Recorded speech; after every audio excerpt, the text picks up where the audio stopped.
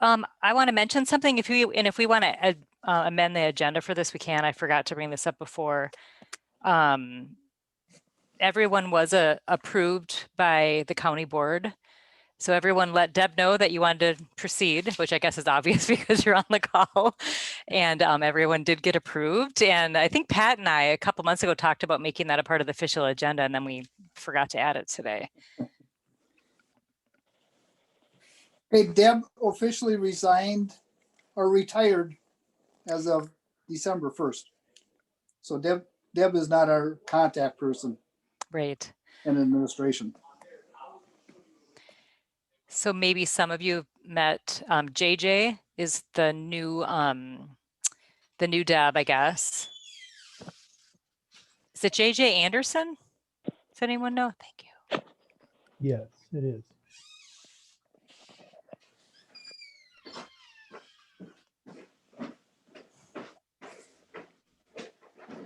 Someone I was just going to ask, I didn't hear, is Nathan ready to record? And I started recording. I'm sorry. I think I was on mute. oh, okay, very good. We are recording now. Patty, we should go ahead and start the meeting. Yep.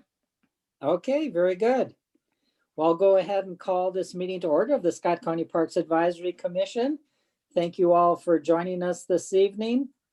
We can go ahead and begin with roll call, and I can go ahead and call the roll. Kristen French. Here.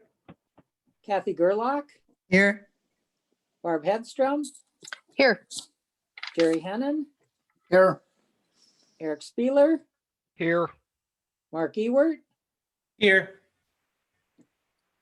Commissioner Ulrich. Here. And myself, Pat Stieg. So we're all here. Thank you for that. I guess we can go ahead and do the Pledge of Allegiance. If everyone is ready, I'll try to lead us. I pledge allegiance to the flag of the United States of America and to the republic for which it stands, one nation, under God, indivisible, with liberty and justice for all. All right, thank you, everyone. The next item is approval of our agenda. And for an audience that may be out there or may watch this in the future with the recording, just wanted to confirm that one of the things that Patty mentioned perhaps before we started recording is that all of the commissioners who served on this committee last year were approved to serve an additional term. But are there any other agenda items or changes that anyone wants to bring forward?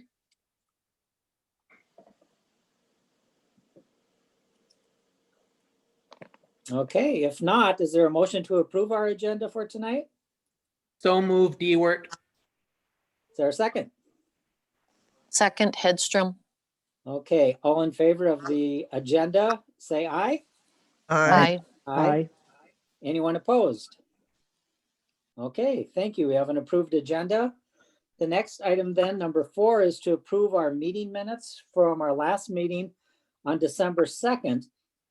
And I just would like to note, I talked to staff earlier today about some challenges they had with the recording of our last meeting. So they just wanted to note that the notes, they think, capture everything that was conducted during our business meeting, or at least the spirit of what was discussed at our meeting. But if anyone would like there to be more detail in these minutes, as they had some challenges inserting a lot of detail because of the recording difficulties, we certainly can do that. So at this time, I would entertain a motion, if there is one, to accept the meeting minutes as they're written, if that is your desire.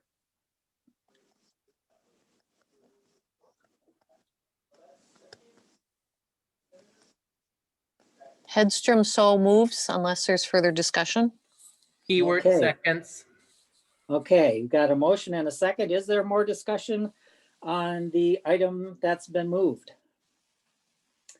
I just wanted to comment, Gerlach, that I noticed they were a little bit bare bones, but I see that there was a reason for that. So I'm satisfied with that. Okay, very good. Any other comments before we vote? Okay, all in favor of approving the meeting minutes from December 2nd, say aye. Aye. Aye. Anyone opposed? Okay, the meeting minutes are accepted. Excuse me. The next item then, with the beginning of our new year, it's time for us to look at election of a chair and a vice chair for 2021. So at this time, I guess I would open the floor to anyone to nominate a fellow commissioner as chair or to nominate themselves as the chair. Does anyone like to make a nomination?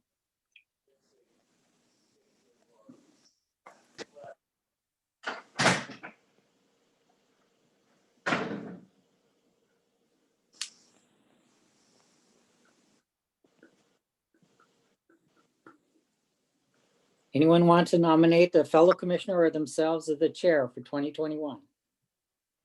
You know, it's been a long time, or have we ever had a lady be our chair? Maybe, Well, we've had a lady. I think it's been a while though. yeah, something to think about. I have no recommendations, but I want to just throw that out there. Okay, very good. If she would accept it, I'd like to nominate Kristen French. Oh, thank you, Kathy. I'm going to decline. I have served twice and I appreciate that, but this year is probably not the year for me to be doing that. Okay. Okay. Any other nominations?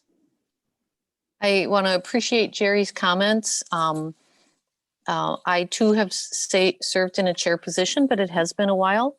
And absent nobody else coming forward that would seek that position, I would accept that chair position. However, I do know that I do have some challenges with the timing of some issues coming up this year. So I just want to warn the vice chair Right. or even maybe a co-chair that I might be relying on them also to help in this role, if duly elected. Okay, very good. Thank you, Barb.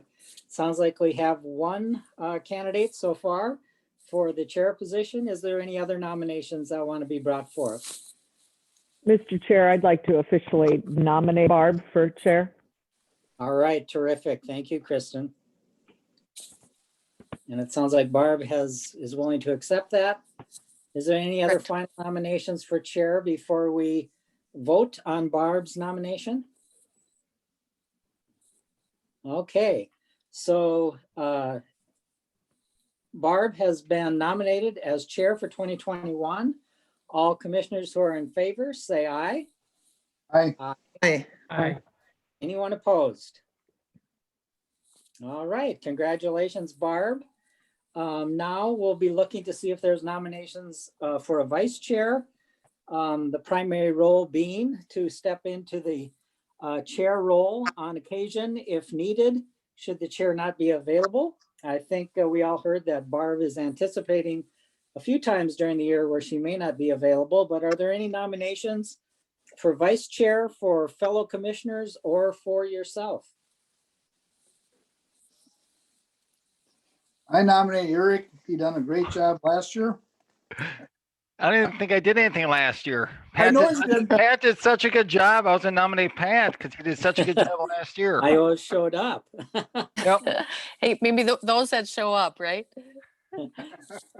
Eric, are you willing to accept that nomination? Yeah, I could do it for another year. It's not a problem. I was thinking, Pat, you did such a good job, right?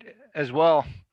Maybe a Well, nice hand, maybe a nice handoff just in case, Barb can't make it, then you could attend, right? And run it. Well, thank you. Yeah, I guess if the vice chair that we elect needs to step in for the chair, I guess we could have a person available to serve as vice chair if needed until the chair returns. But so it sounds like Eric's willing to accept the nomination for vice chair. Is there any other nominations?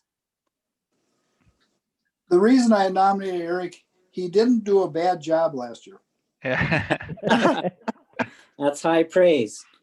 Hey, I like the way you set the bar, Jerry. That Yeah. that makes me feel really good. It was almost good, right? Yep, not a bad job. That's my goal. Yeah. All right. Gotta set the bar Okay. low.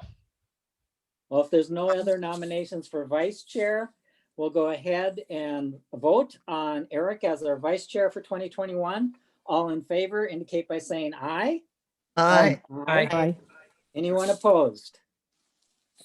Okay, very good. Congratulations to Barb and Eric as our leaders for 2021. The next question, of course, is Barb, whether or not you'd like to preside over the remainder of this meeting, or if you want to wait and take over next month. If what I would really like to do is defer to the committee.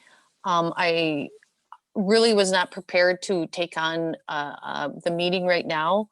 And so Eric and Pat, if you guys are in agreement along with everybody else, I'd love to have Pat finish conducting this meeting today.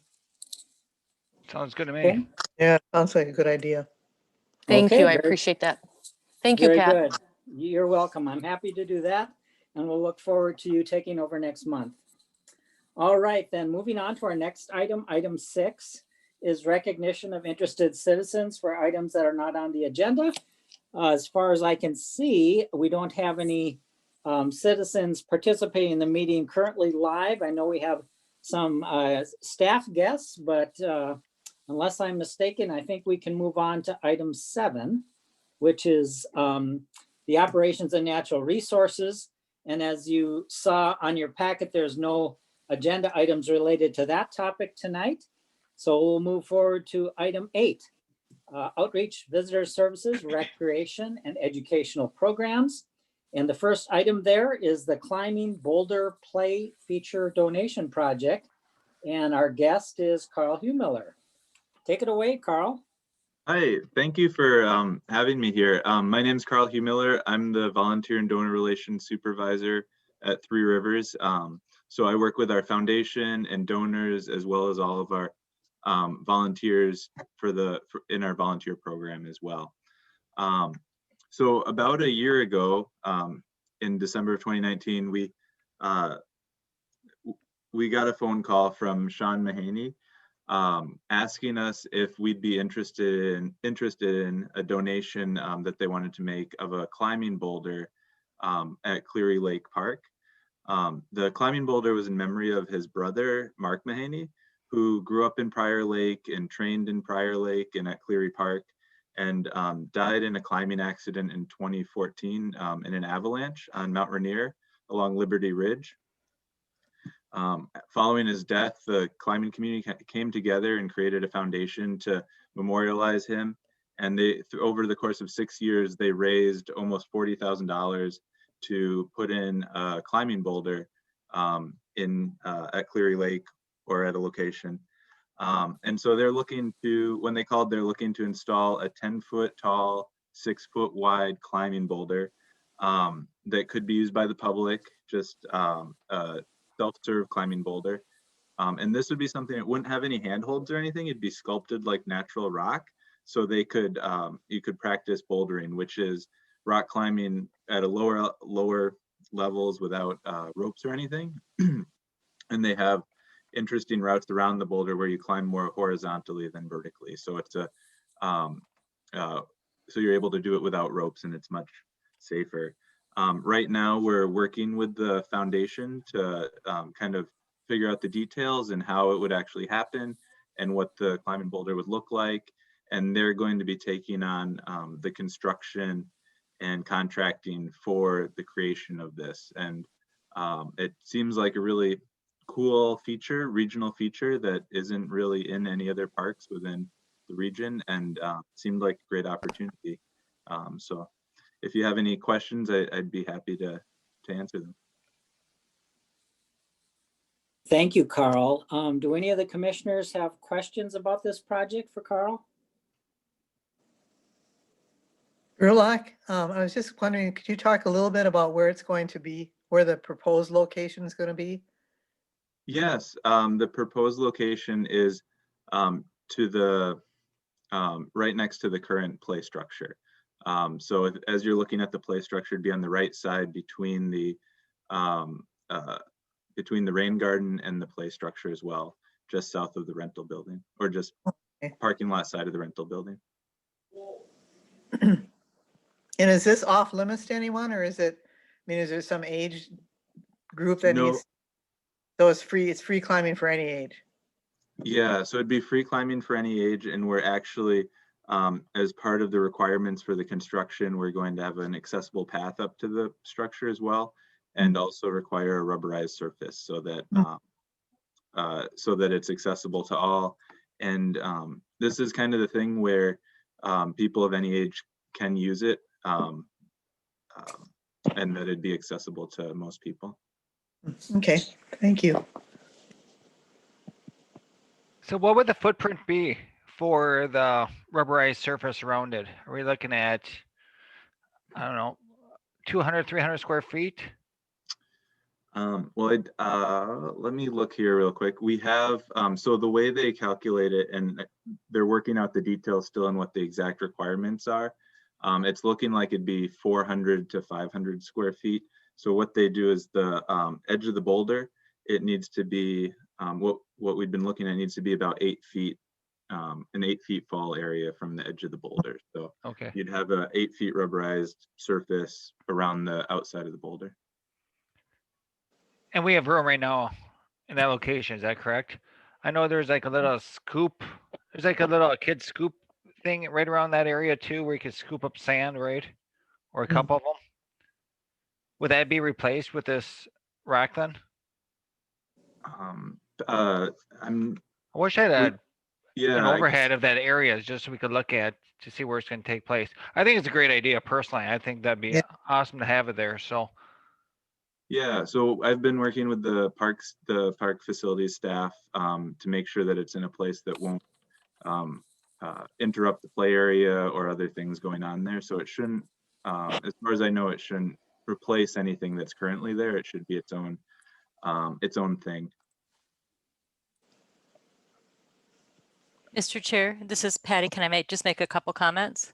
Sure, go ahead, Patty. So I just wanted to share that Carl's been working closely with the parks group, especially Justin Markison and Tom, to look at available space. And they're thinking that it's a pretty nice complement to the little, what I call our retro play area. And there's no intent for it to overlap or take away any of the play area. So I will double check, Eric, but I hadn't heard that there was going to be any sort of infringement on the existing play area. okay. Looks like Nathan is showing the map right now, and this looks great. So it'd be just to the right of those two trees, just south of that picnic table, I believe, right? Exactly. Okay. And the trail would connect somewhere in along the paved surface there, where the accessible parking is.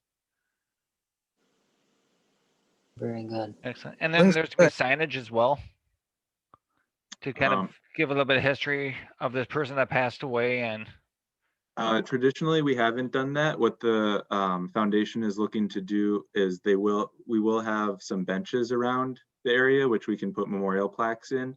okay. And the foundation has a logo that they're going to have stamped into the concrete of the boulder once it's created. Nice. Nice.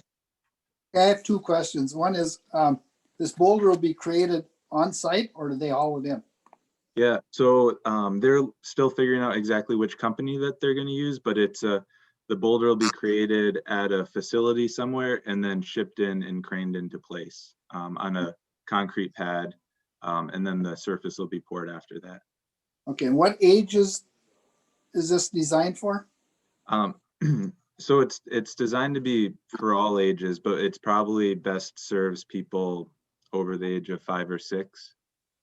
Okay. Are there any other boulders in other parks? So there's nothing to this scale. We've been looking at the other, not just Three Rivers parks, but also other agencies and who has this. And there are smaller scale boulders that are maybe 6 feet tall, but something on this scale would, and for this purpose, is kind of unique for the area, which was one of the reasons why we thought it was such an interesting project when the donors brought it to us.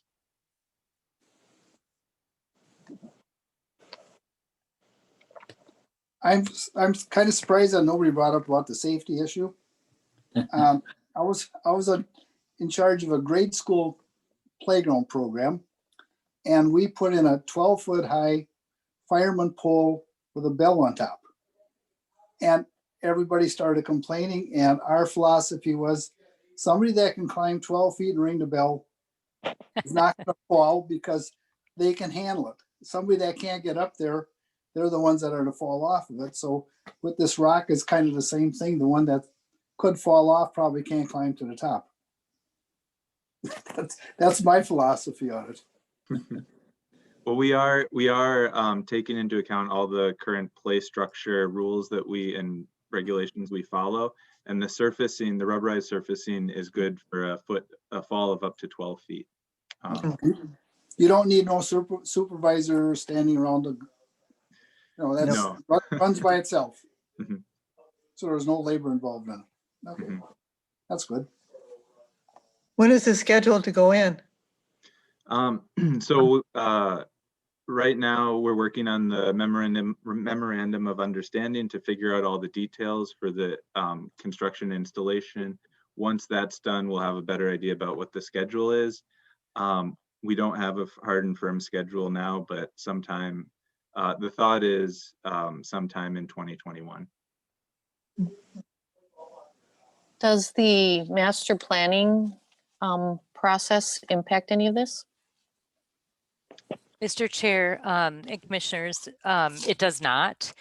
The master plan is out far enough, well, not the actual finishing the document, but in terms of implementation, realistically, we're out a number of years at a minimum. So we reviewed this and determined that, into the future, when we work in this area, if the master plan guides that the play area is in a different location or has to move around or something, then we will move the feature, just like we do with the current stuff that's there. We did use information from the prior work that we did on the master plan to help us avoid any, there's quite a few, not quite a few, there's some septic areas in that area, and the visitor center requires a backup location, septic field, and we have a lot of information on that, and we were able to avoid those areas. So, we feel like we've come up with a pretty good location. We feel it complements the current play feature, which is really for younger kids. Hopefully this will provide a little bit of attraction for a little bit older crowd, even up to 13, or I could see my 15-year-old liking it. Not like he'd hang out there very long. He probably would get to the top pretty darn quick, but Yeah. we're pretty excited about it, offering something a little more challenging for other kids.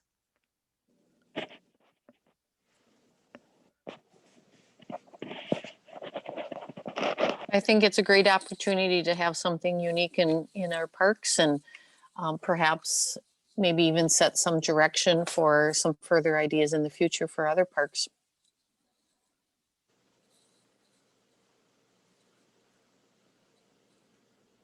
Very good. Is there any other questions or comments for Carl on this project? Well, I agree with all the other comments that were made. It sounds very exciting. I was very interested in the story that was shared, both in the packet that we received as well as your comments, Carl. So I appreciate knowing how this all came about. But if there's no other comments on this one, thank you, Carl, for being with us tonight and sharing this. And we look forward to seeing it installed sometime during the year. Thank you for having me. All right, take care. Bye, Carl. Thank you. We don't All need a motion to accept this. It wasn't listed as an action item. Okay, that's fine. Okay. Very good, then. We'll move on to item 9, which is administration, planning, and development. Item A there is the 2021 legislative update. All right, let me just put my video on here. Okay. All right, so in your packet, you probably saw that we included a few resources for the legislature for this year. So the intent here is to provide resources that you can refer to over the next couple of months. In the past, we haven't dug up and given you this much. Hopefully it will be of some help. So you'll see there's a list of the state senators, the representatives serving our communities. We also included the district maps. So you can be looking at which districts include which of our facilities, confirmation of the district you live in, understanding who the different folks are. I also included the county board approved legislative priorities for 2021. And then a small parks packet that we typically hand out to the legislators with my information and a little bit more information about parks and some photos and things like that. And I just wanted to note that we are working on coming up with a list of the committees that will most likely see the items that come before, or the items that have to do with our regional park priorities. And we'll have a list of who those committee members are, who the chairs are, but we just haven't quite finished that. So more to come. I'll either email that out before the next meeting or provide it in February. But probably sooner than that, because we should have that information here pretty quick. And then I wanted to just note that 4 of the 7 members of the Scott County delegation are new to the legislature. So I don't know if you guys saw that list. We have 4 new people. So the person serving the Savage area in Burnsville, actually, are both of those seats new? Yes, they are. Jessica and Lindsay. I don't have the list in front of me, so I'm not going to get all their names. Yeah, correct. Jessica Hansen in the House and Lindsay Port in the Senate. And just one little omission that I noticed on the chart, it shows Jessica, her territory encompasses the Murphy-Hanrahan Park. And the same would be true for Lindsay, but it's not listed for Lindsay. Oh, is that my chart, not the legislature one? Right, exactly. Thank you, Pat. And then we have someone that's serving in the seat that Bob Vogel had for a number of years. That would be Brian Farr, I believe. Yes. And then, Eric Mortensen is new to the Shakopee area. Yeah. Shakopee and I think Jackson Township. This is Kathy here. I noticed that Eric Mortensen is the new representative. And I think on the chart, both on your list of things, you have him as District 55. And I think it should be 55B. Or A1, whichever one is not. The Senate district is 55. That would be that other. So I swapped them. Well, I think you just didn't add the B. Oh, got it.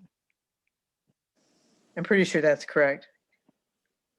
It looks The straight 55 is the Senate district.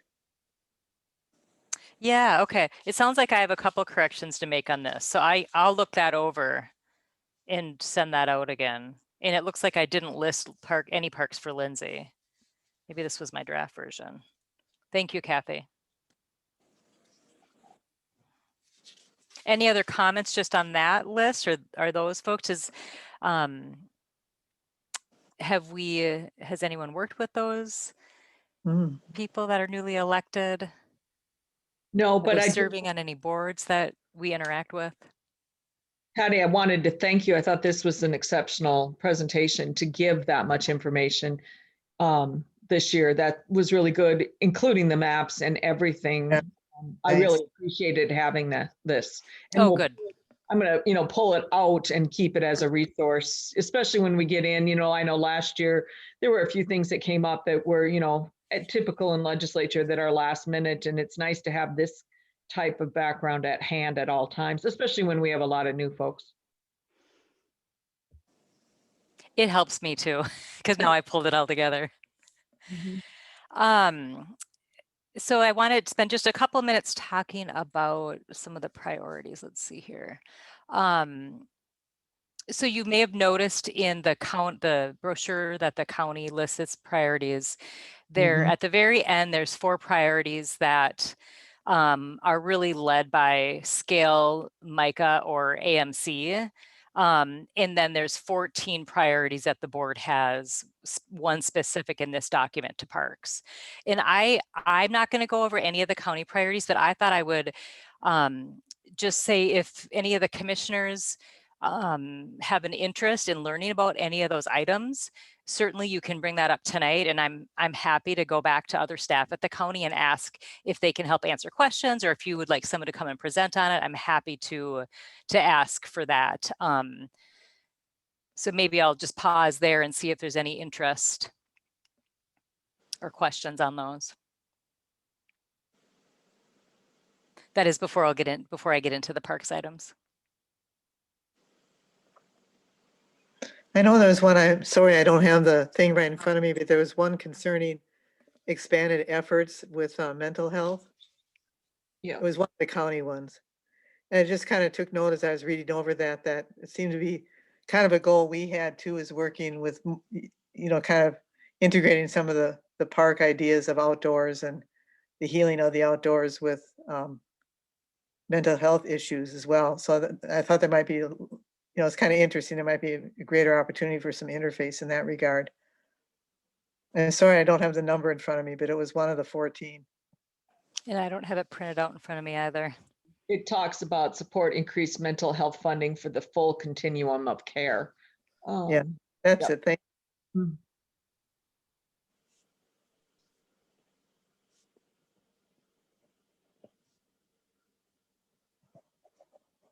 That's all. Didn't really have much more to say about it, other than that one just kind of stuck out as a. Is there an interest for me to get a little bit more information about what that is pertaining to? I could find whoever the manager or supervisor is and have them, even if they just shoot over a couple of paragraphs of description, if that's something that the park commission is interested in, you could kind of tuck it away, and if you want to get involved in that in some way, then you can. Okay, I will do that.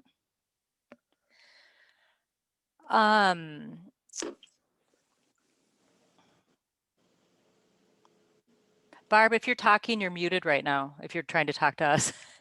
I am trying to talk to you. Sorry about that. I'm just trying to clarify, Nate, are you still actively involved with any of the public health meetings around mental health initiatives? I know many of those meetings have been postponed or not happening on quite as regular schedule. But that is part of that discussion that is occurring there, involves some of this mental health, bigger picture continuum of care. So it's not that we don't have a connection into that discussion there. Yeah, I do participate in the, I think there are quarterly meetings for the Community Health Improvement Committee. Alyssa's been involved in some of those as well. So yes. Yeah, thank you for mentioning that, Barb. And we do interface with the supervisors of those areas. In fact, when we do our Scott Delivers, we're often working with those groups to try to draw attention to how parks can have a role in mental health. So there definitely is a connection there, a staff connection. And we'd love for there to be more of a staff connection. I also want to add, I am speaking at the next Community Health Improvement Committee about parks and mental health, specifically about the healthy hour. So that was decided today. So very timely. Awesome. Yeah, and I do notice that at the fish meeting this month, Three Rivers Parks is also presenting there. So. Yes, next week, Grant Armour, who's with the Recreation Services, and I will be joining Fish, and he's going to be talking about just winter recreation opportunities, and then also the Rec Pass Plus. So definitely a few different outreach efforts going on.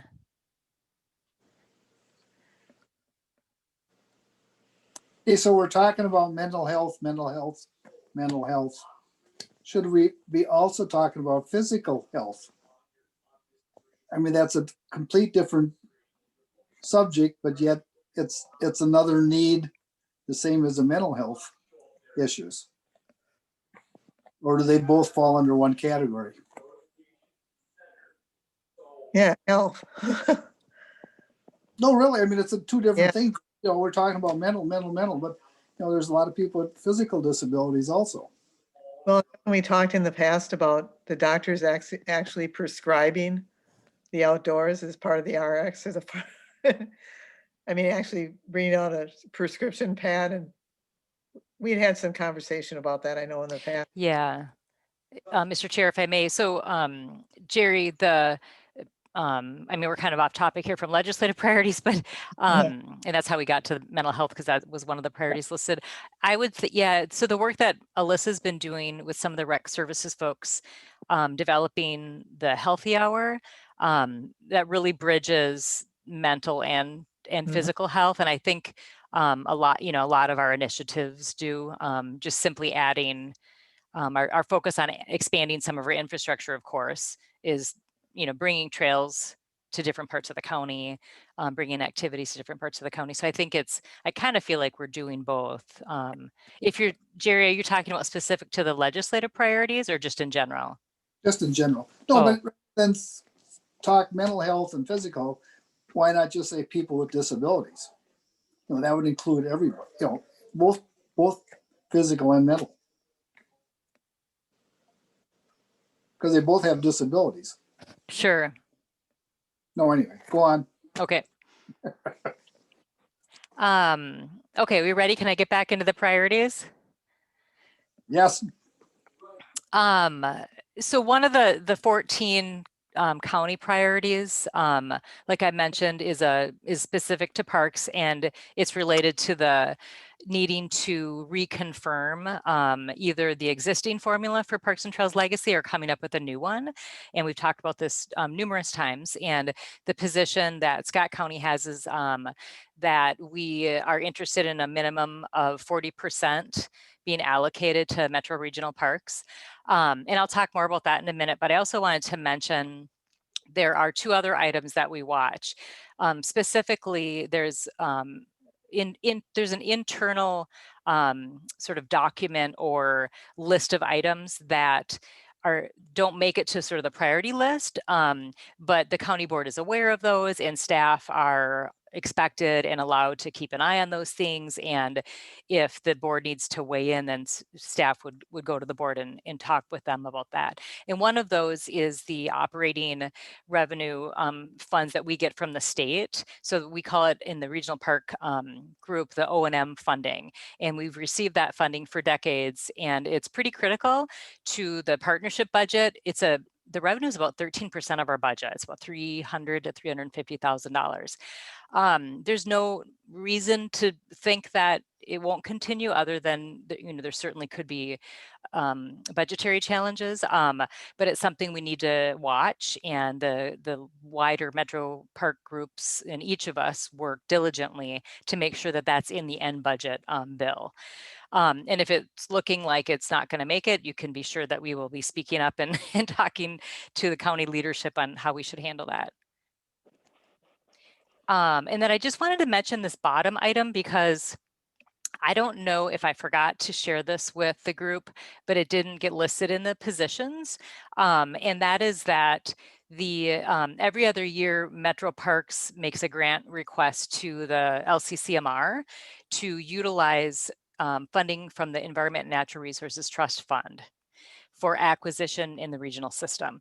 And any the funding that's approved through those grants gets matched by council dollars and ultimately by local dollars when we make our acquisitions. So the pot of funding that in the regional system we refer to as the Parks and Acquisition Opportunity Fund, that's through Met Council. This is one of the funding sources that goes into that pot.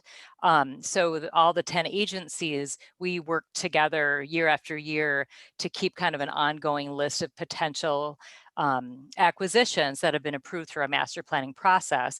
And that helps us determine about how much money we should be asking. You can imagine it evolves, because you never quite know when a property owner is going to want to sell, et cetera. So it's kind of like a big amorphous thing that we all work together on. But it is important that this be approved, because if it doesn't get approved, we end up with a backlog, and that's when we end up losing out on acquisitions. So I just wanted to note this, and this is something that I will make sure that I'm talking to our connections at the legislature, Perry, and I think Claire actually is going to continue to help out a little bit, I've heard recently. And obviously we'll keep Leslie apprised of this too. So I wanted to make sure to mention this.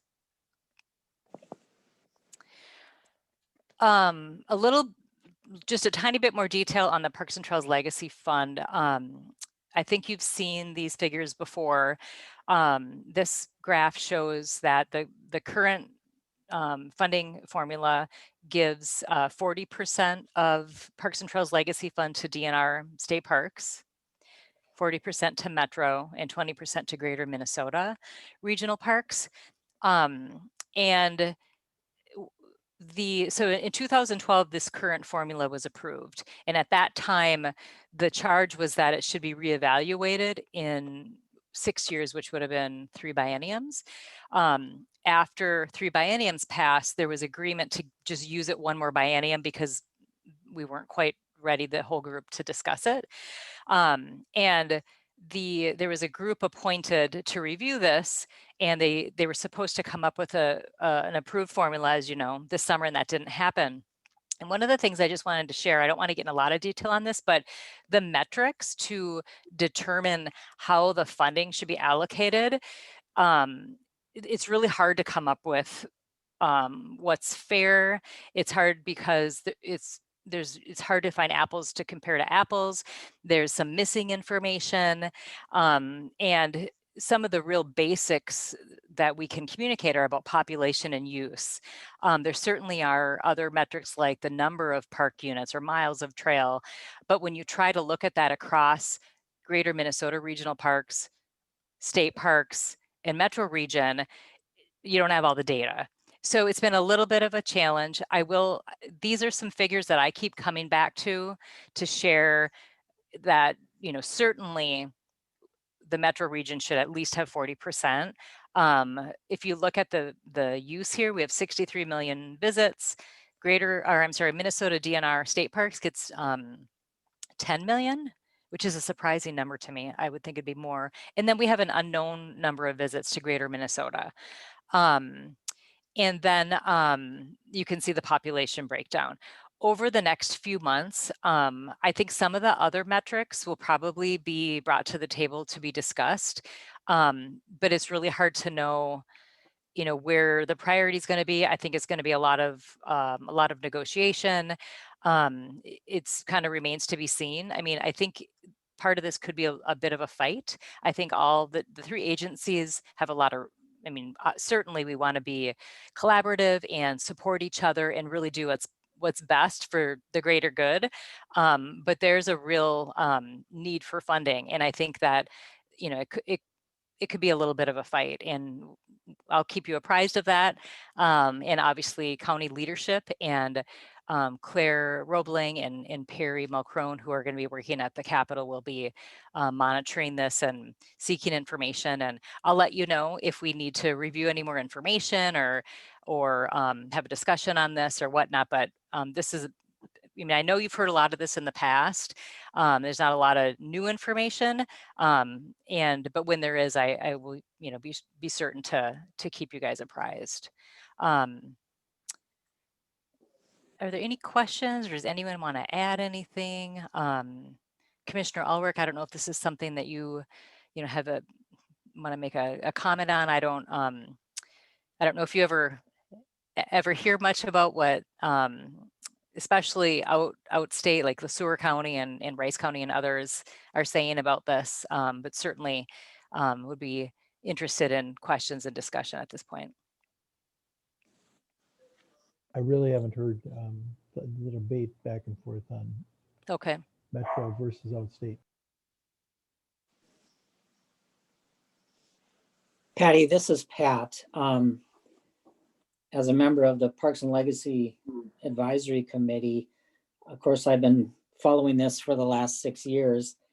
And as you said, the committee that was appointed by the legislature could not reach agreement on this. So the report that I received was that kind of left it up to the 3 agencies to try to come to agreement and bring forth a recommendation to the governor and the legislature. Those agencies did not feel that what they were talking about was information they could share with the legacy committee, because the governor doesn't share his budget proposals with anyone until he's ready to share them. So I'm wondering have you heard anything if the 3 agencies have come to an agreement? Pat, are you talking about the group that included representatives from Greater Minnesota DNR and Metro Region? Well, the staff from those 3 areas. That were meeting over the last few months. Yes. They couldn't come up with my understanding is that they did not come up with a consensus. Okay. So then that turns it into a political conversation. It certainly does. Yeah. Yeah. I'm sure the governor was very disappointed in both groups not being able to come up with an agreement. Yeah, I'd be really interested to be privy to a little bit more. Yes. Yeah. Well, I'm sure the governor will bring forth his recommendation, as will House and Senate members on both sides of the aisle and the various committees. And like you said, we'll see where it all shakes out. Yeah. Yeah, I think it's going to be interesting. And maybe there's some continued conversations between those agencies that that I'm not privy to. If I hear that, I will let folks know. Okay, thank you. Mr. Chair, if I might. Yes, go ahead, Mark. So a question, Patty. So are we going to, as part of the session this year, are we going to put forward any specific project, or are we looking to apply for any sort of diversity grant, or are there other things outside of this that we're going to be moving forward either with the Met Council or with the legislative session? Not as so with the legislature last year, we put a bonding application in for the Miriam Junction Trail. And we did not do that again this year because what we learned from that process was that we needed to get more information. So a few months ago, we talked about how we hired SRF to do a preliminary design so that we can get some cost numbers on that. So we didn't put a separate bonding application for our regional parks through the legislative process. For other grants, this time of year, we do the Met Council Equity Grant. Last time around, I think they were due in August or September. This time around, we believe they're going to be due in February. They actually have not announced the actual program yet. The agencies have been involved in helping to shape that a little bit. One of the Scott County suggestions was that the review committee contain staff from the agencies. And I just recently heard that they're going to do that. The last time around, we submitted 3 grants and none of those were funded. I wasn't terribly happy with the response that we got on those. And I shared that it's not unusual in a situation like this where you have a small set of applicants that you use their expertise on the review committee to build trust and really make it the best program for everyone. And it sounds like that's what's going to happen. They're going to have 3 or 4 agency members, some community members, Metro Park staff, et cetera, et cetera. But in any case, staff does have a couple ideas that we are just starting to talk about that we'll bring to the Park Commission in February or March, depending on the timeline for the grant program. That's the only grant we're talking about right now.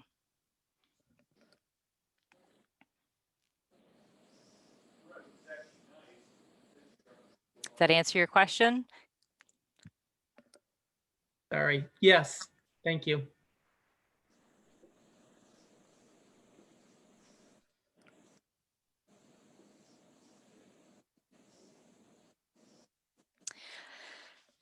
Well, that is everything I wanted to share about legislative items at this point. Happy to take any more questions. Otherwise, I would be ready to move on to the next item.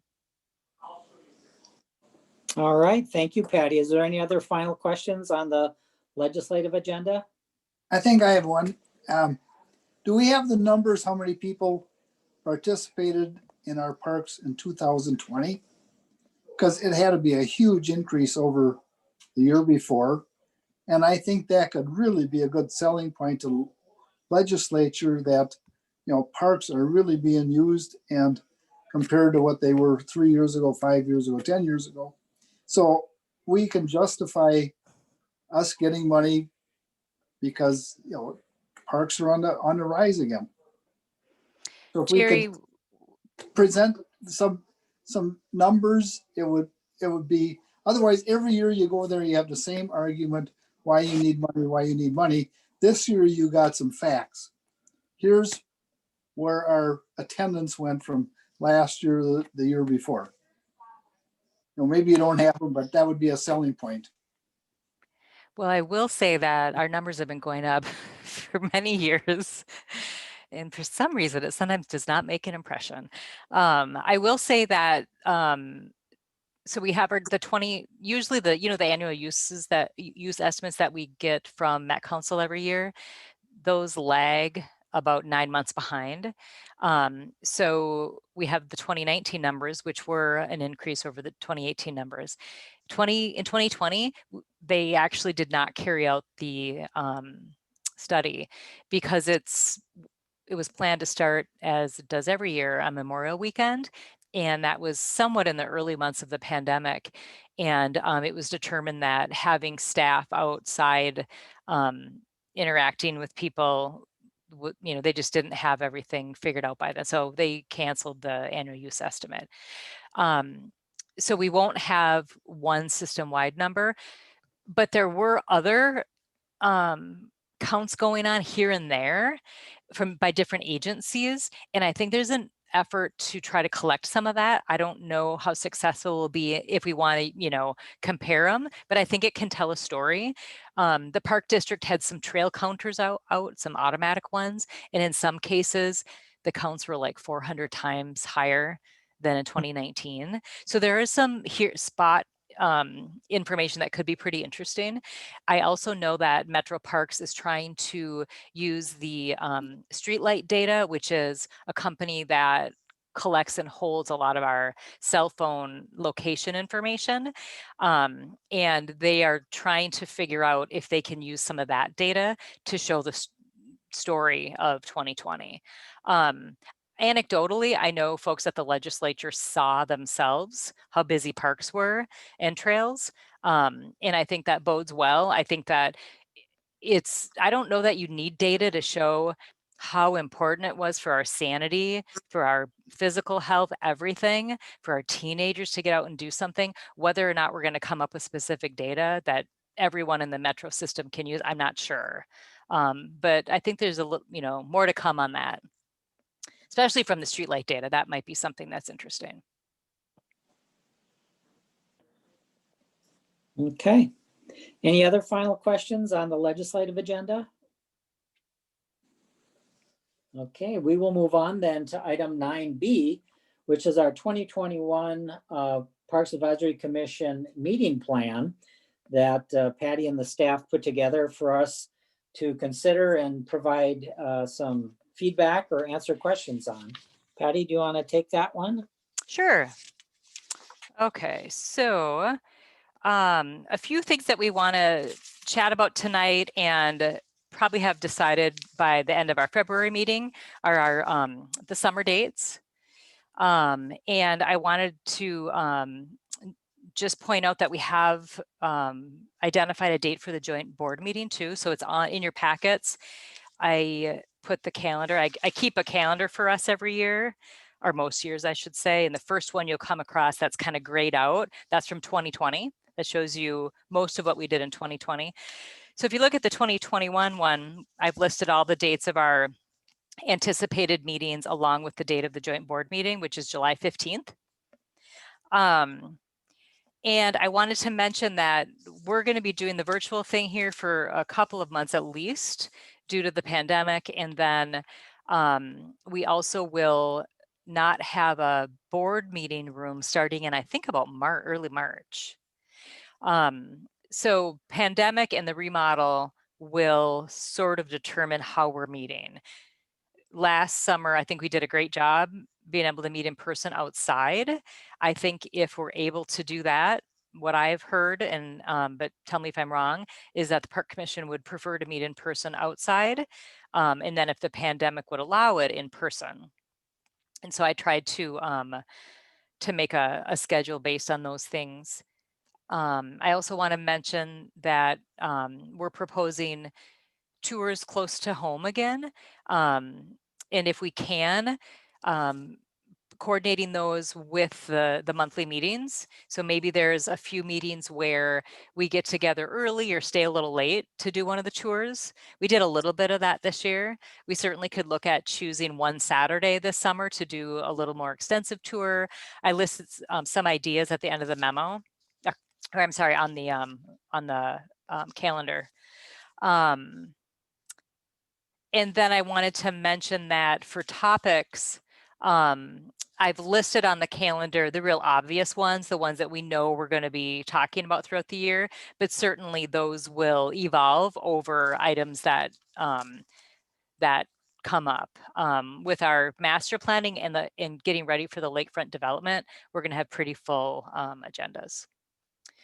So that was me just kind of brushing through what I wanted to point out. I'd like to be able to go back and hit these, especially the meeting dates, to hear what the commission thinks about what I've suggested.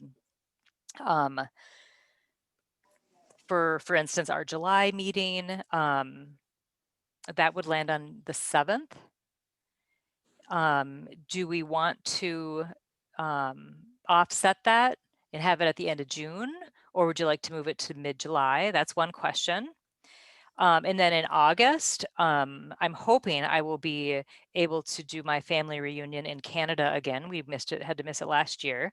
And if the commission would be so nice to move that meeting date as well, or to consider that. So if we could maybe handle dates first, that would be great, Mr. Chair.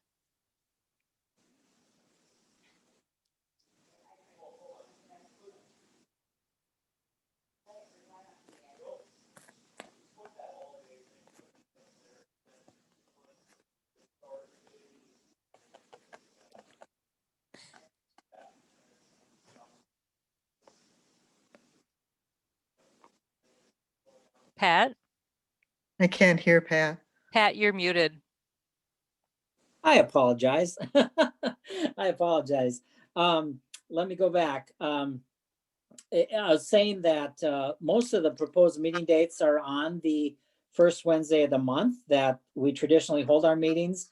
Also, for the last several years, we've always looked at the July and August dates and possibly altered them, both because sometimes the first Wednesday of July falls on or near the Independence Day. And then, as you mentioned, Patty, you have a tradition of your trip up north in early August. So we have sometimes combined those 2 months into one meeting. So other than that, it looks like everything else is scheduled for the first Wednesday of the month. But does anyone have any thoughts, particularly on the July, August dates?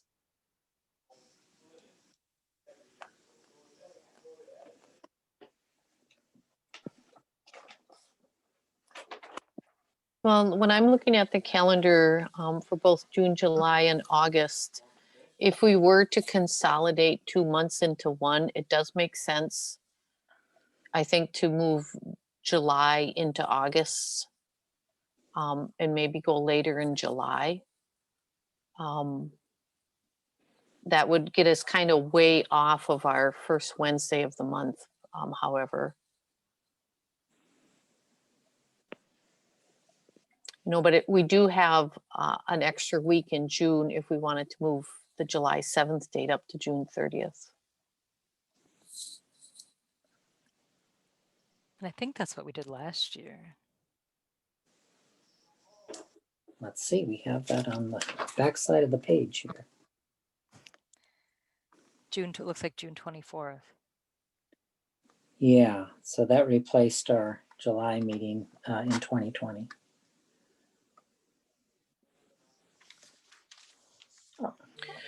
In light of the joint board meeting being July 15th, if I remember correct, though, that's always a daytime meeting that joint board meeting is. Are we Mhm. talking about the county board? Yep, the Park District Board and the County Board, Yep. the annual joint, and that I believe is at 1 o'clock on that day. Yep.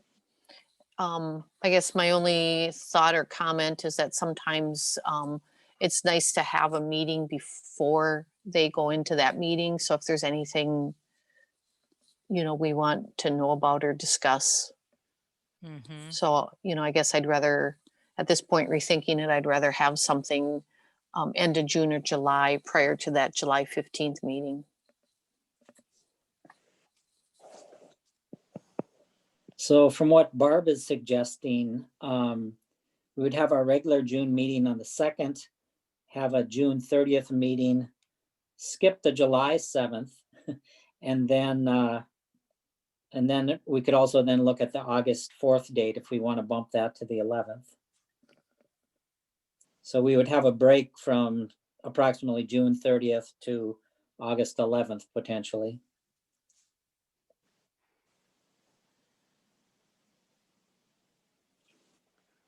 And we can certainly, if commissioners would like a few more days to look at calendars and think about your summers, we can certainly confirm this in February.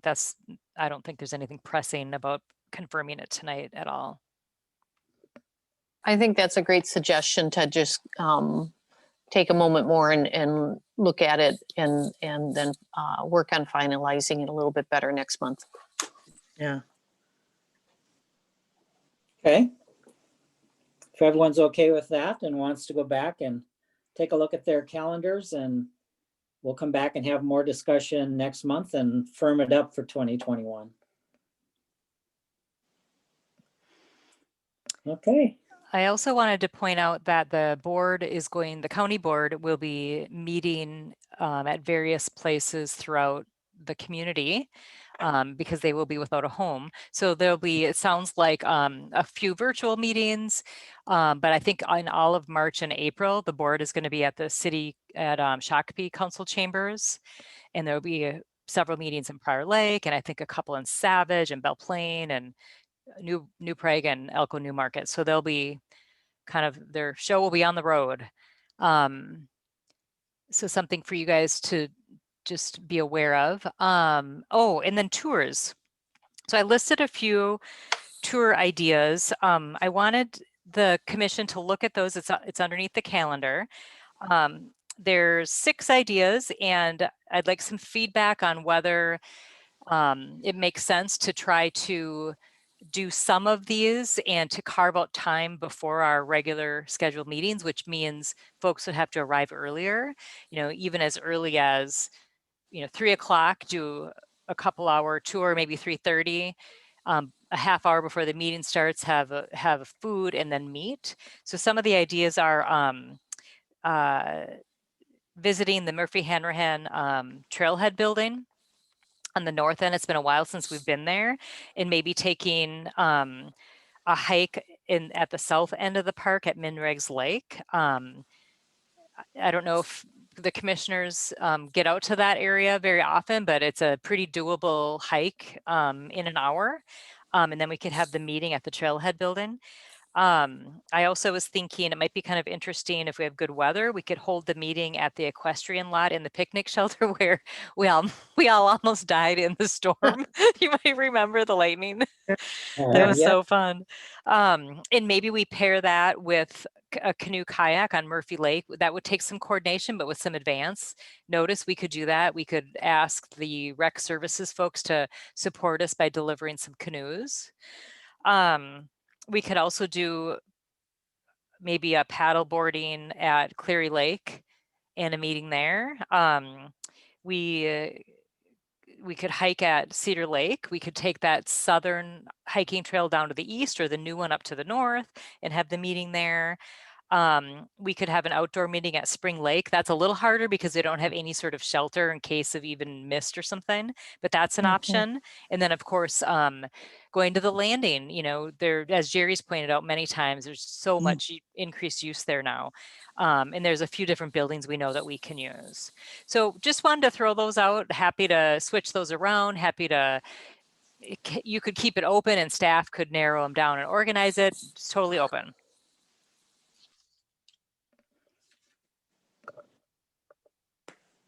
Patty, is there any opportunity to go to a Doyle Kennebec? And or Oh, is there sure. no place to meet there? I mean, is the house available or the barn or? Because we haven't been out there. I haven't personally been out there in a long time, and I'd love to do a hike out there and kind of reacquaint myself with that whole. Yes, Yeah. thank you. I didn't realize that wasn't on the list. That's a big omission. Oh my gosh, Blakely's not on there either. Yeah, and Blakely, that time we went down and toured some of the spots in Blakely, that was very interesting. Doyle is in the Spring Lake camp where for sure we can visit there. It might mean that we have to drive somewhere to have a meeting unless there's good weather. But certainly we can, yes, that could be another one. Well, one of the things that I was thinking about for I don't know if it's appropriate for one of our regular meeting times, but in our previous discussions here tonight, we were talking about there being new legislators. We were talking about our agenda, and I'm wondering if there's an opportunity to specifically invite the legislators to one of our parks.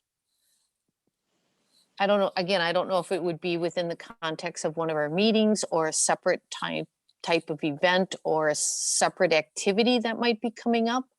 My preference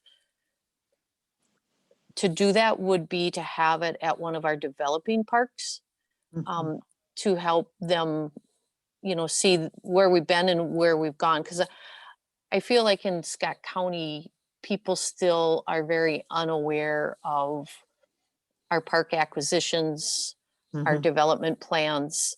And I think it'd be a great opportunity to socialize on a much more casual basis with legislators within a park setting doing a park event. So just an idea out there. And I don't know from a timing perspective with the legislature if there's a month that seems better or worse for that, but something to kind of put out there that I think could be beneficial.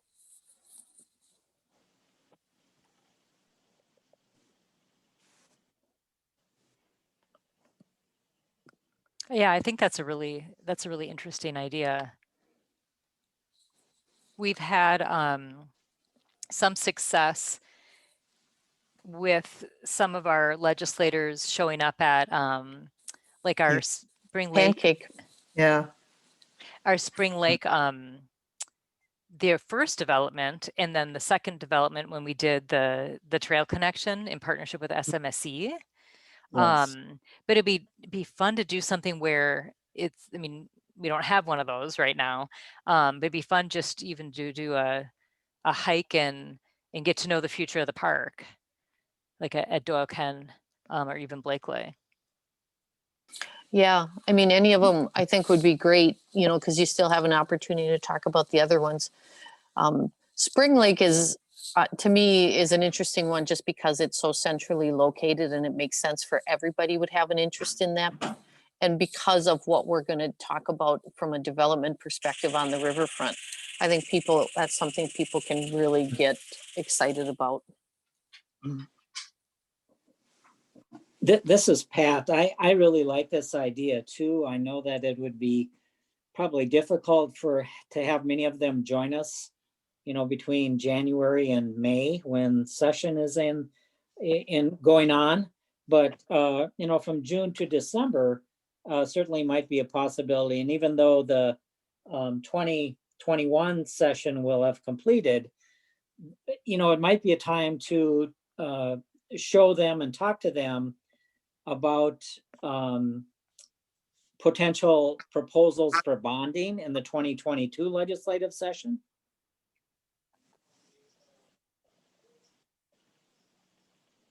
Yeah, it'd be nice to meet them and have some fun and to do something casual before we talk money right away.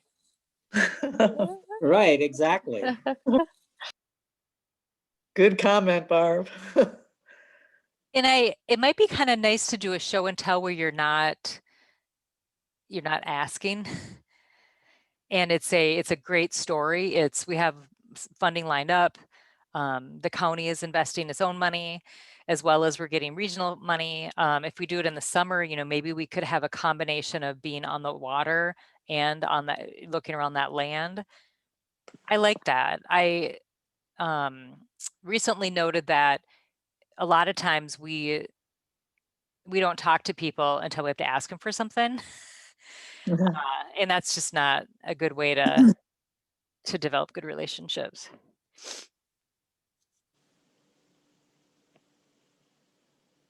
In order for this to work, I think we need signs, because some of these legislatures probably can't find our parks. Oh, there's our ask. Money for sign- I had to get that in there. Like a signage. Would you like staff to just sort of build on that idea and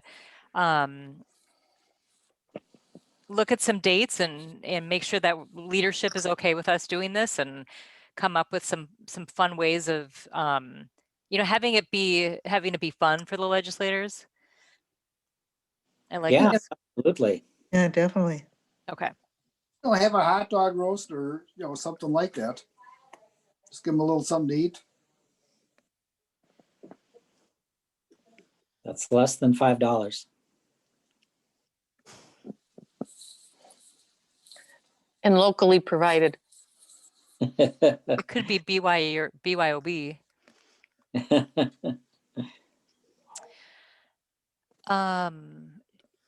Would you So like we to? we can explore that then, what you find out during our meeting next month, where we're talking more about the planning. So you can fill us in from a timing perspective and ideas and things like that. So and make sure it's, run up the flagpole and okay to pursue. So we can talk about it more next month. Could I get a little direction on what your priorities would be aside from the Spring Lake Legislative Party? So we have the 6 listed, the 6 items, and then we had Doyle, Ken, and Blakely.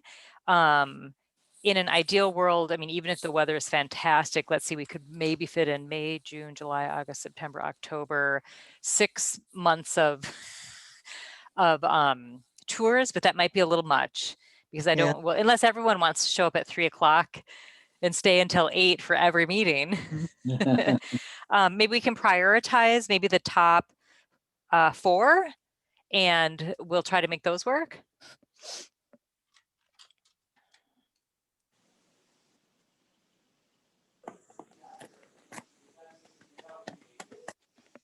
So we already, maybe we have number 5 is already covered. That's Spring Lake outdoor meeting and hike on the lakefront. Well, that's already done. I will say that, there's kind of we know that we're limited in capacity for programming related to our indoor space. And I am still really interested in us sort of pushing the limits on how that Murphy Trailhead building can be used for camps and other things. So I have a little bit of a interest in us reacquainting with that building and that space. If there's interest on the commission, we can put that as one of our other priorities. I like that one as well. I do too. It's been a while and I think that'd be a good visit. What I would like to see is, do we have kind of a master schedule of where there's activities at these parks or scheduled events? I know under COVID times, so many things have gotten canceled. Because I'm thinking about, for example, like Cleary Lake, we're probably going to be there several times throughout the summer as part of the master planning. We'll have opportunities to be there. And so I'm wondering if there's other opportunities outside of park committee meeting times to be at those parks. For example, are we doing anything with nature rehab or river greening? I'm blanking on their name. About any other times that those parks are going to have some activity in them through the summer related to development or things like that. Yeah, I don't have that list, but that could inform this. That also just makes me think it would be nice as a separate calendar for the park commission to be aware of some of those things if you wanted to just drop in or to sign up or something. So I will note that, yeah. And there was a time, and I know Tyler, it's been a struggle, the whole programs and having a list and canceling or recanceling. So I have not asked for him to keep us updated monthly on those lists of programs. You may probably notice that. Hopefully in February that will start changing. Things are settling down a little bit.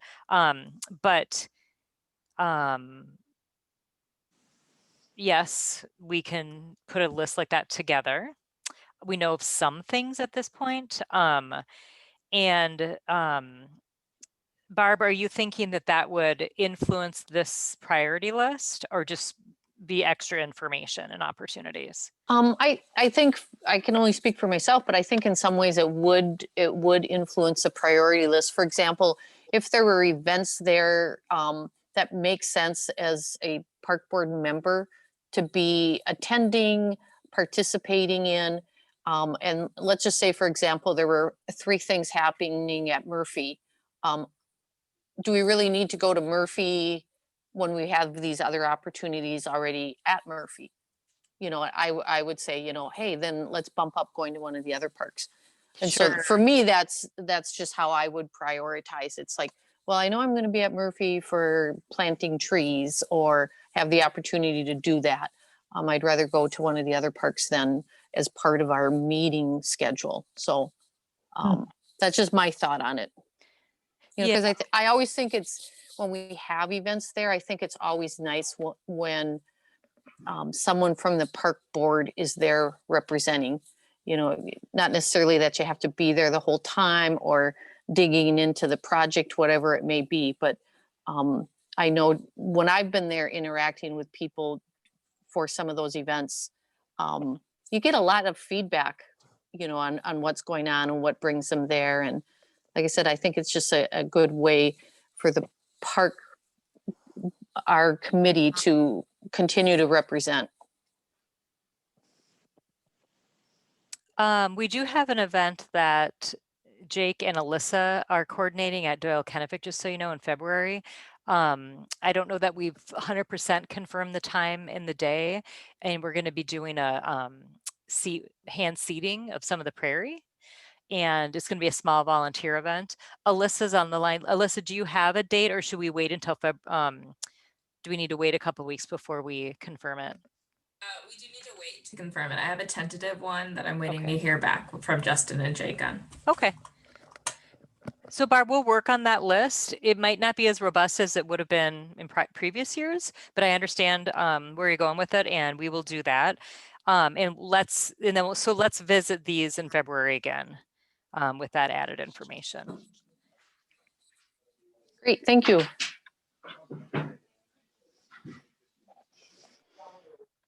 And that pretty much covers everything that I wanted to have us address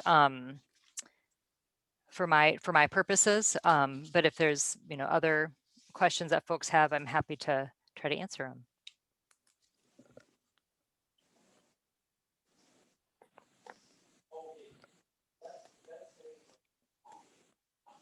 Okay, well, hearing none, I think we can move on then.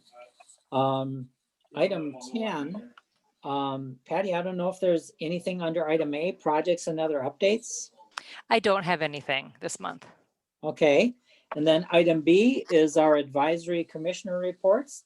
Do any of the commissioners have anything they want to report on?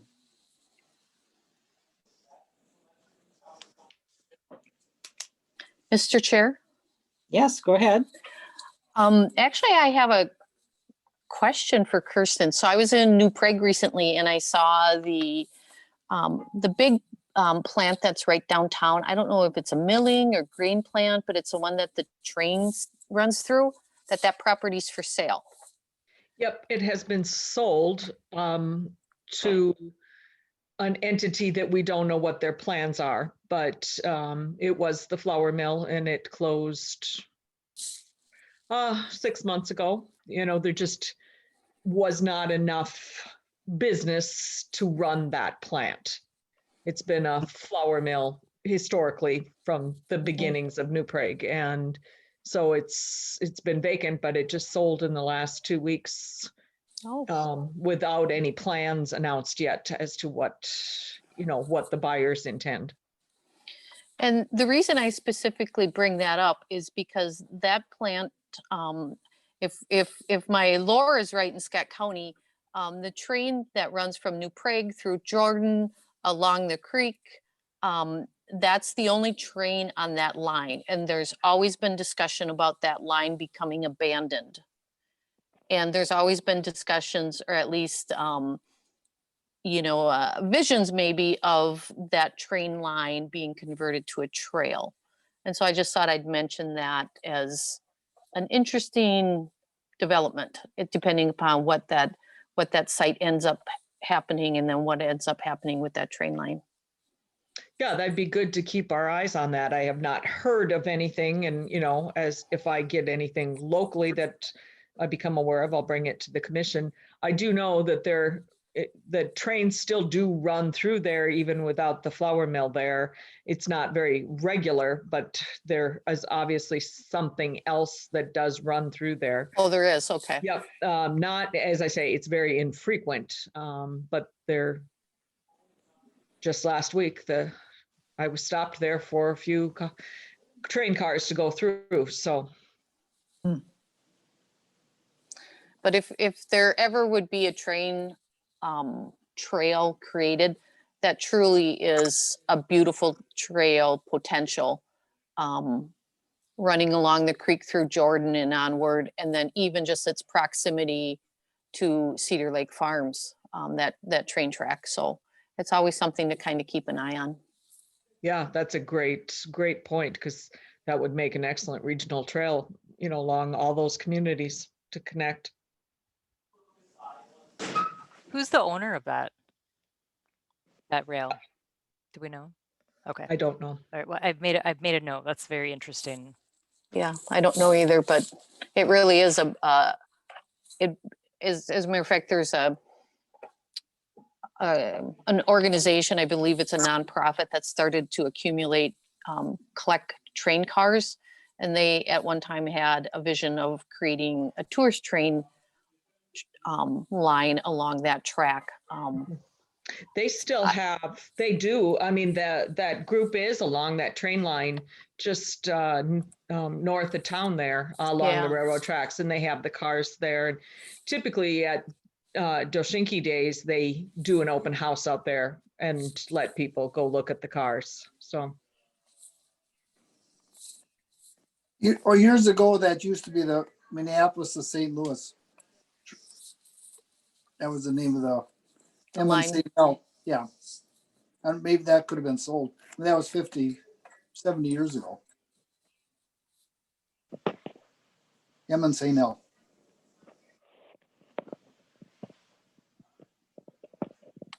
Outside of that, I don't have anything additional. Okay. Are there any other commissioners that have updates or reports they want to give? Well, I am always up to discuss Cleary Lake Park, right? So I was gonna say, so if you haven't had a chance to get out there, the ski trails have been pretty good. We had those 2 snowstorms, one back on December 23rd, another one I think was on the 29th. But with that, I think what was about 5 to 10 inches of snow. They're able to open up the ski trails. Quite a few people have been out there. The high school teams just started practicing there earlier this week. There still have been some walkers out on the trails as well. So I've reached out to Justin and Tom just to see if they could help, put better signage up there. they keep saying, we have to educate the walkers, about the ski trails, but I mean, there's signs everywhere, right?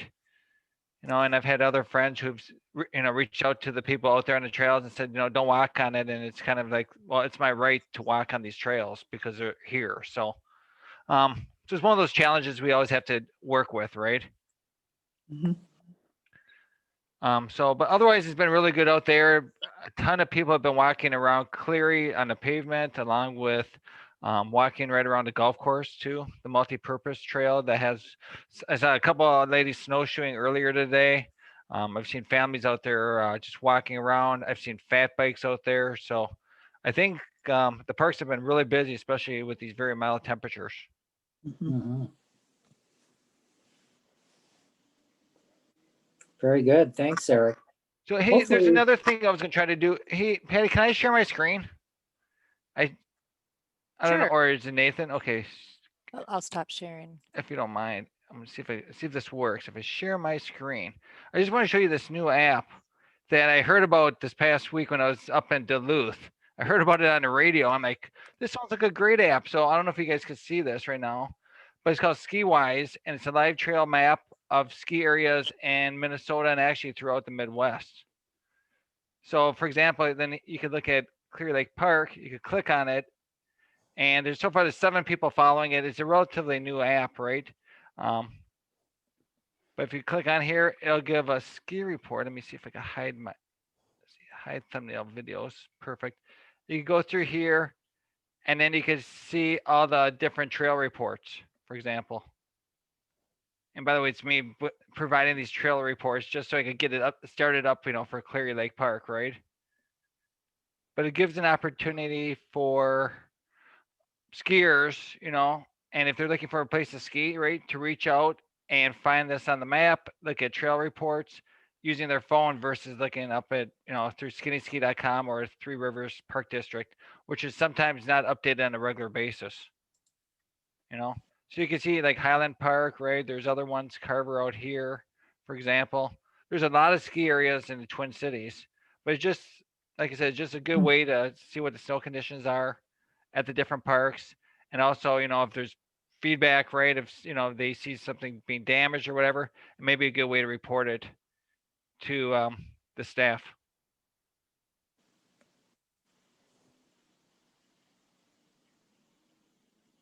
Eric?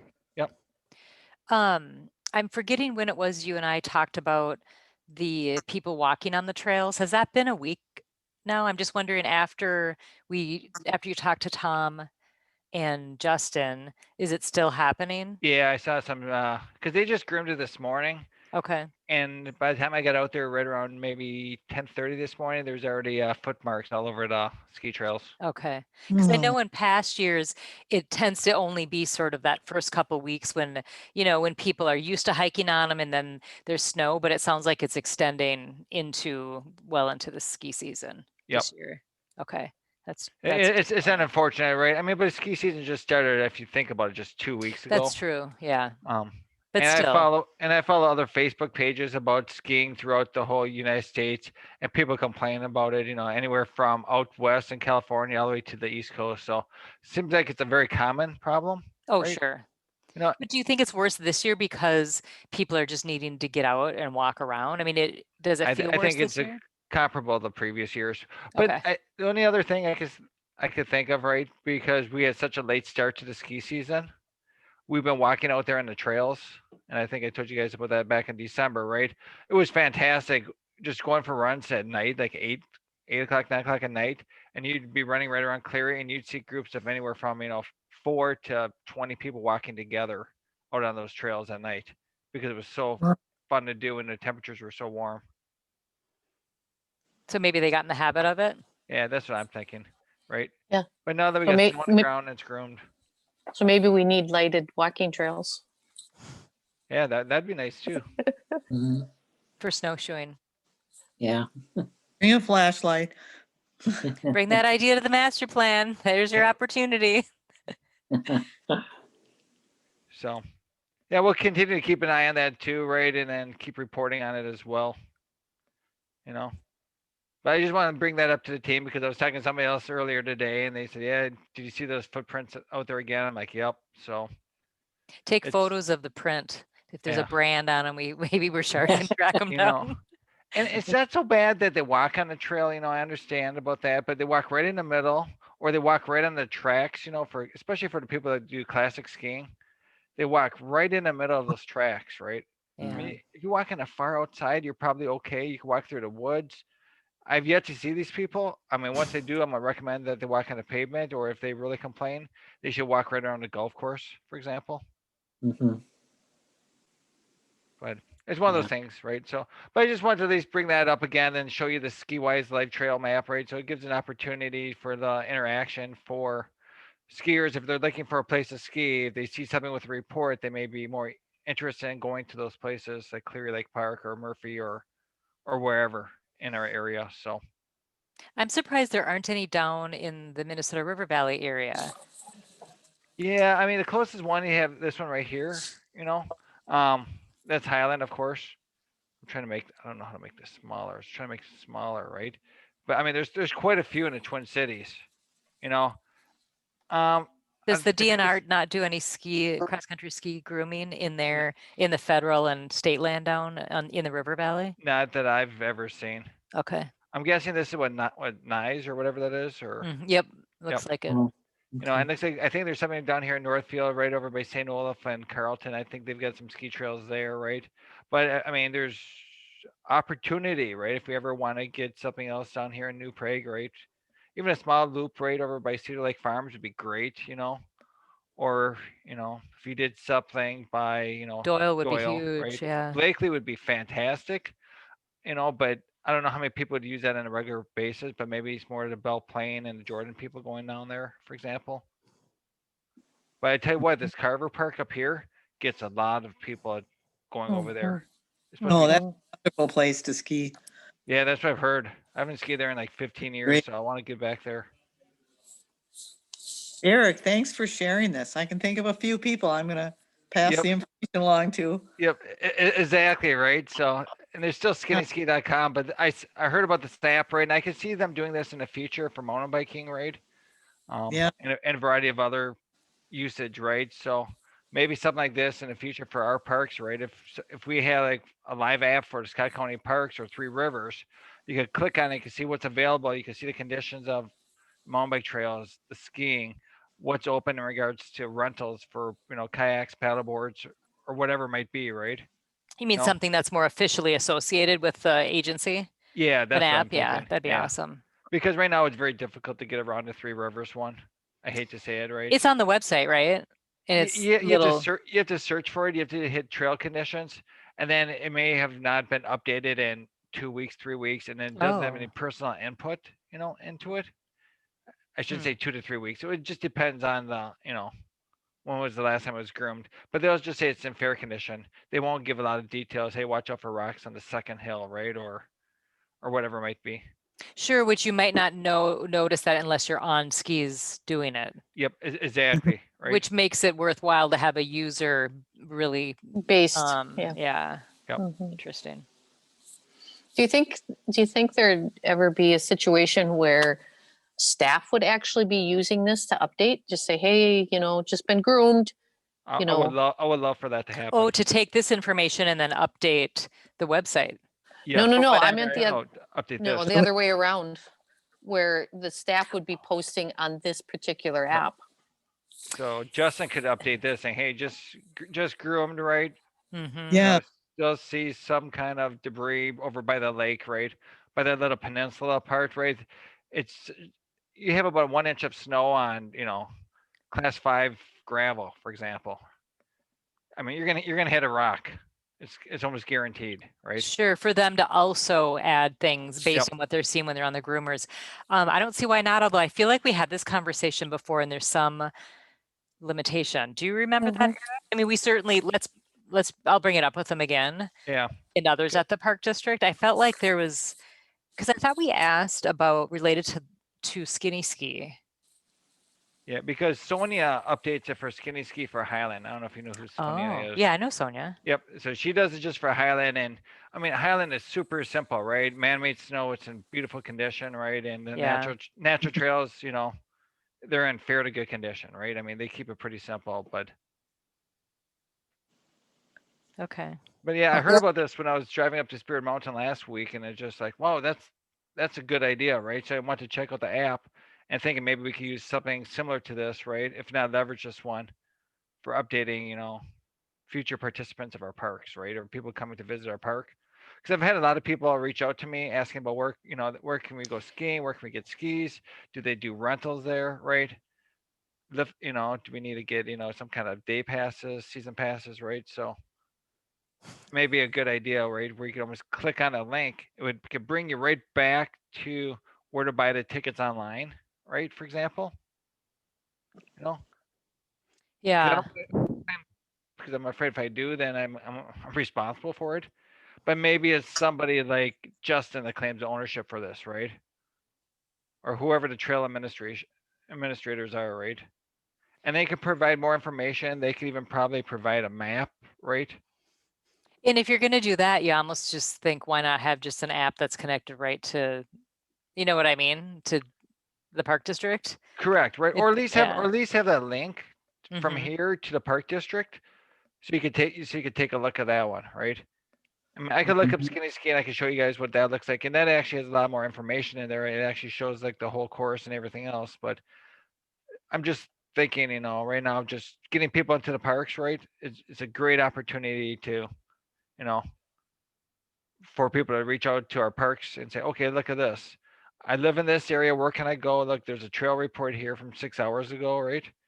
For example, here's 19 days ago from Lebanon, for example, right? Or 2 days from Highland. So I know this app is fairly new, so that's why there hasn't been too many updates. But I can see this, becoming And- larger in the future. So what percent of the people that use our cross-country ski have their own skis or rent skis? Is it half and half I have no idea. Yeah, from what I've seen so far, Jerry, just from Cleary, I would have to say it's probably, well, since they're not renting right now, I would have to say it's probably 100%. Everybody has their own. I think once they get enough snow, then they start renting. Then Tom would have a better idea of how many rentals they do per week, for example. Okay. Then, But you get okay, the high school teams and you get everybody else out there too. So yeah. So if a person wants to go out to ski once, what does it cost if you have your own skis? it's $75 for an all park pass. That includes Highland. If Oh. you exclude Highland and Elm Creek since it's man-made snow, then it's $55 for a whole season, which Oh. is very, very inexpensive. And Yeah. otherwise, I think it's somewhere between, I think it's like $7 and $9 a day. $7 for a non-man-made snow and $9 for man-made snow park. Oh, okay. It's much cheaper than downhill skiing, which is $65 a day at Spirit, and it's like $45 at Buck Hill. Okay. I got to just tell this story. It has nothing to do with whatever. But anyway, 5 of us guys, we meet for coffee in our garages. And I was in my garage. I looked up. I got cross-country skis that are 40 to 45 years old, 2 inches of dust on them. And I put them on eBay, and a family called and said, oh, we'll take them. And what size are they? I said, I don't know. They're metric. I can't read them. I said, who are they for? And well, for our whole family. I said, well, with 5 pair, you should have something to fit somebody. So I'll just give them to you to get them out of my garage to use them. And so if anybody has other outdoor equipment that you need to get rid of, there's ways of getting rid of it rather than having it sit there and just rot. Oh, definitely. I mean, even if you think about bicycles this past summer, there was a shortage of bicycles because of the pandemic. Yeah. Well, I sold one of my bikes last summer too. Yeah. Yep. Same thing with skis, right? I mean, yeah. Seems like there's a shortage, right? Everybody wants to go outside and take advantage of our parks, which is a fantastic time to do it. Mm-hmm. That would be another way of proving there's massive increase in use in parks, is all the equipment that was sold out of these stores and companies like the North Face and that just making huge comebacks because they're Yep. just, they're selling out of everything. There's a shortage of everything. And all those companies are doing very well. Yeah.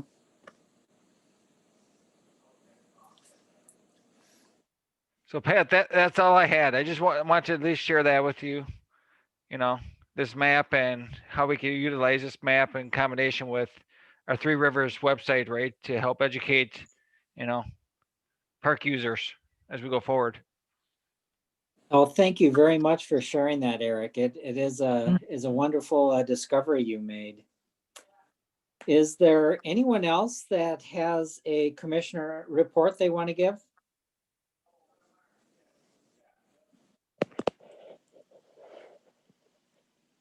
Okay, if there's no others, I think we're getting close to the end now. Item number 11 is just reviewing our upcoming meetings and tentative topics. So as you can see for the February meeting agenda, there are 4 potential agenda items listed there.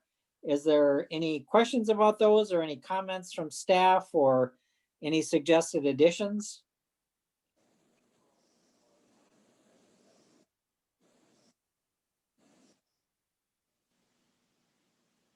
Okay, well, I guess the one thing we talked about is we'll firm up our 2021 meeting schedule. But other than that, I guess we got a good sense of what we're going to cover in February. Before I ask for a motion to adjourn, I want to just check one more time to see if there's anything else that anyone wants to bring up this evening while we're all together. Just a happy new year to y'all. Thank you. Yes, Happy New Year. Hopefully we'll all have a wonderful 2021. And get to see each other face to face before too long. Yes. And thank you, Pat, for serving as president the last year. Thank Yeah. you, Jerry. Thank you. My pleasure. All right. Well, if there's nothing else, is there a motion to adjourn? So moved, Dewart. All right, a second? Second. All right. All in favor of adjournment, say aye. Aye. Aye. Anyone opposed? Okay, well, thank you all, and thank you to the staff for organizing our meeting tonight, and we'll look forward to seeing you next month. Bye-bye. Bye. I know. Bye.